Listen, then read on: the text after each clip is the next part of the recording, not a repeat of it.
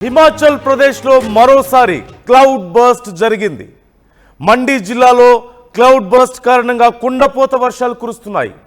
భారీ వర్షాల కారణంగా వరదలు చోటు చేసుకుంటున్నాయి. పలు చోట్ల కొండ చర్యలు విరిగి పడుతున్నాయి. ఇప్పటికే ఈ వరదల వల్ల ముగ్గురు మృతి చెందగా శిథిలాల క్రింద మరికొందరు చిక్కుకుపోయినట్లుగా తెలుస్తోంది. బియాస్, సుకేటి, సకోడి నదులు పొంగి పొర్లుతుండడంతో తీవ్ర భయాందోళనకు గురవుతున్నారు నదీ పరివాహక ప్రాంతాలు. ఇప్పుడిప్పుడే కొంచెం తేరుకుంది హిమాచల్ ప్రదేశ్. గతంలో కురిసిన వర్షాలకు, క్లౌడ్ బర్స్ట్ ఎఫెక్ట్కు, భారీ వరదలకు.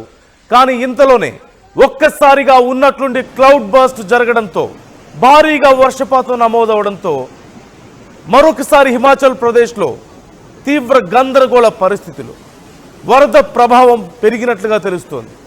ఎక్కడ చూసినా సరే వరద ప్రవాహం కనిపిస్తోంది.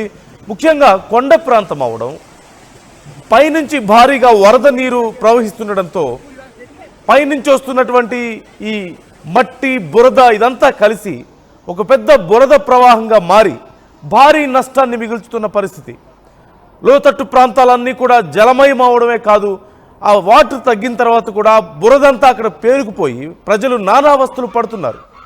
ముఖ్యంగా అన్ఎక్స్పెక్టెడ్ క్లౌడ్ బర్స్ట్ కారణంగా చాలామంది ఇబ్బందులు పడుతున్నారు. ఎప్పుడు ఏం జరుగుతుందో అధికారులు కూడా అంచనా వేయడం కష్టం అవుతోంది.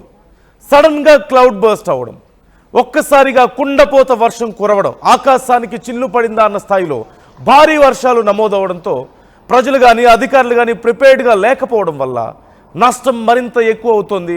ఈ నేపథ్యంలో గతంలో కూడా పలువురు ప్రాణాలు పోగొట్టుకోగా చాలామంది గాయపడ్డారు. భారీగా ఆస్తి నష్టం జరిగింది.